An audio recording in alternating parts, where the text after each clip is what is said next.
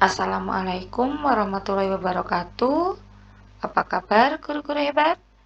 Kembali lagi bersama saya Soimatul Mas'ula.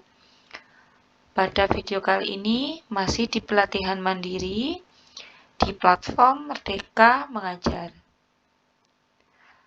Pada video ini masih di topik bimbingan dan konseling layanan dasar.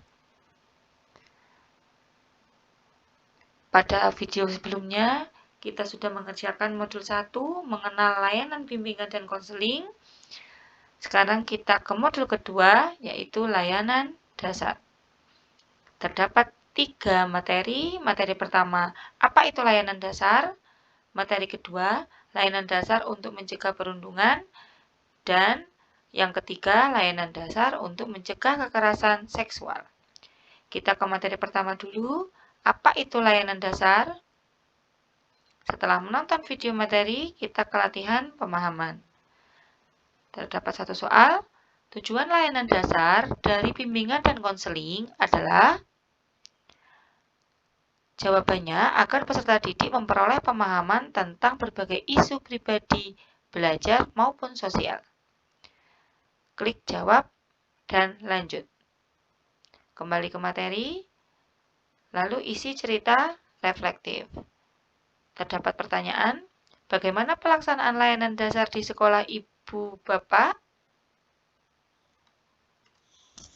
Jawabannya adalah, pelaksanaan layanan dasar di sekolah dilakukan dengan memberikan fasilitas perkembangan kepada peserta didik berupa pemahaman dan keterampilan dasar untuk lebih mengenal dirinya sendiri. Hal yang pertama dilakukan guru adalah melakukan asesmen awal pembelajaran untuk mengetahui kondisi peserta didik. Asesmen yang dilakukan bisa menggunakan lembar observasi, survei, ataupun angket. Pelaksanaan tersebut dapat berupa layanan individu maupun kelompok. Selanjutnya, guru membuat perencanaan dari hasil analisis kebutuhan peserta didik, melaksanakan kegiatan, dan diakhiri dengan melakukan evaluasi kegiatan, serta melakukan tindak lanjut dari hasil evaluasi yang dilakukan. Kemudian klik simpan. Lalu kita ke materi kedua, layanan dasar untuk mencegah perundungan. Setelah menonton video materi, kita ke latihan pemahaman. Terdapat 4 soal. Soal pertama, apa tujuan memetakan dan menganalisis kebutuhan peserta didik? Jawabannya adalah agar kita dapat memberikan layanan dasar yang tepat sesuai kebutuhan. Klik jawab dan lanjut.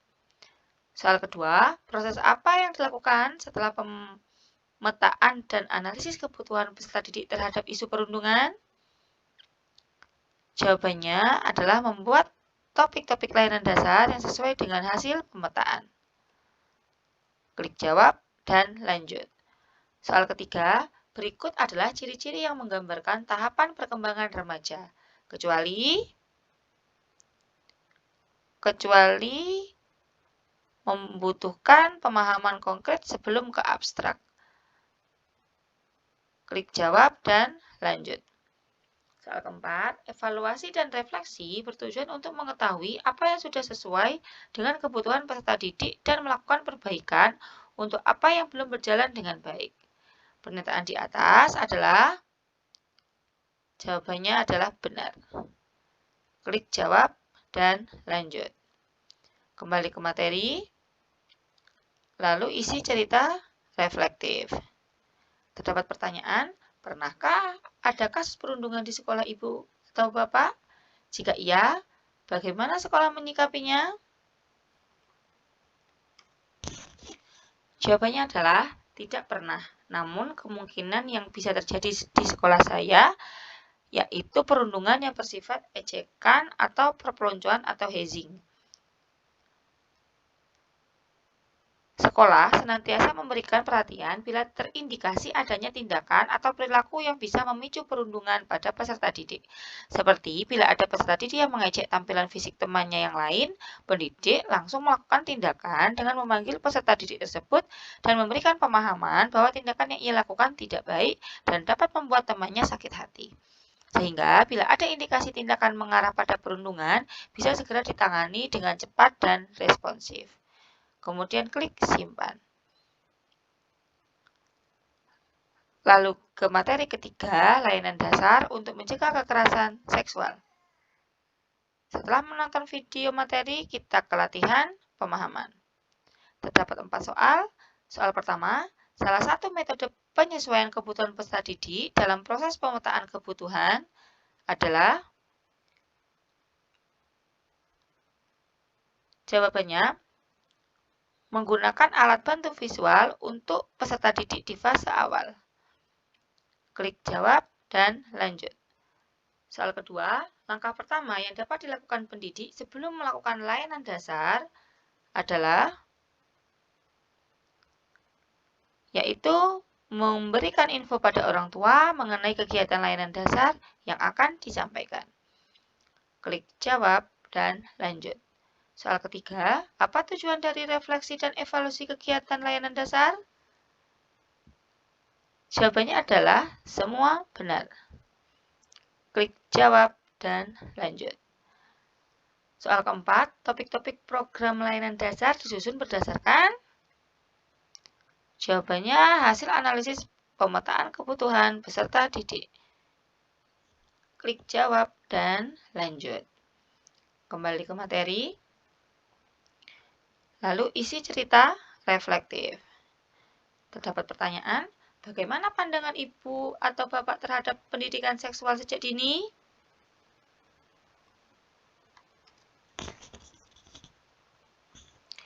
Jawabannya adalah tujuan pendidikan seksual untuk membekali dan menyadarkan anak pentingnya menjaga kesehatan, kesejahteraan, dan martabat mereka dengan cara menanamkan perlindungan diri dalam mengembangkan hubungan sosial dan seksual yang baik. Pendidikan seksual itu sangat penting diberikan sejak dini karena dapat mencegah terjadinya penyimpangan seksual pada anak. Pendidikan seksual pada anak juga dapat mencegah agar anak tidak menjadi korban pelecehan seksual. Dengan dibekali pengetahuan tentang bagian tubuh mana yang boleh dan tidak boleh disentuh oleh orang lain, mereka menjadi mengerti perilaku mana yang tergolong pelecehan seksual. Selanjutnya, pengetahuan tentang hal tersebut juga dapat mencegah anak-anak mencoba-coba hal-hal yang seharusnya belum boleh mereka lakukan karena ketidaktahuannya. Kemudian klik simpan. Setelah mengerjakan semua materi, kita langsung kerjakan post-test. Mulai kerjakan post-test. Terdapat 8 soal. Soal pertama, apa yang sebaiknya dilakukan pendidik untuk mendapatkan evaluasi dan refleksi dari orang tua dan peserta didik? Jawabannya adalah memberikan kuesioner atau survei isian di setiap akhir kegiatan. Selanjutnya, soal kedua, untuk mendapatkan data dan informasi dari banyak peserta didik dengan menggunakan pertanyaan-pertanyaan pemandu, metode apa yang sebaiknya kita gunakan? Jawabannya adalah kuesioner, yaitu yang D. Selanjutnya, soal ketiga, dalam melakukan kegiatan layanan dasar, dampak hubungan antar orang tua terhadap peserta didik adalah yaitu memberi contoh bagaimana hubungan yang sehat antar sesama. Jawabannya yang D. Selanjutnya, soal keempat, berdasarkan hasil pemetaan kebutuhan peserta didik di sekolah, Pak Iman menemukan bahwa peserta didik membutuhkan penguatan tentang toleransi dalam beragama.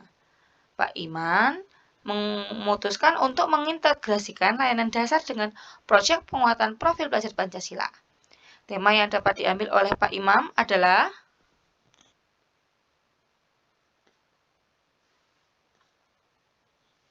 jawabannya yaitu Bhinneka Tunggal Ika yang D. Selanjutnya, soal kelima, mengapa pendidik perlu memberikan pertanyaan terbuka selama kegiatan layanan dasar berlangsung? Jawabannya adalah untuk mengetahui pemahaman peserta didik mengenai materi yang sedang disampaikan. Selanjutnya, soal ke-6. Berikut ini bentuk tindak lanjut yang kurang tepat terhadap hasil evaluasi dan refleksi layanan dasar dengan isu pencegahan kekerasan seksual adalah jawabannya yang B, merencanakan layanan peminatan dan perencanaan individual. Selanjutnya, soal ketujuh. Berikut ini praktik refleksi yang kurang tepat setelah melakukan layanan dasar adalah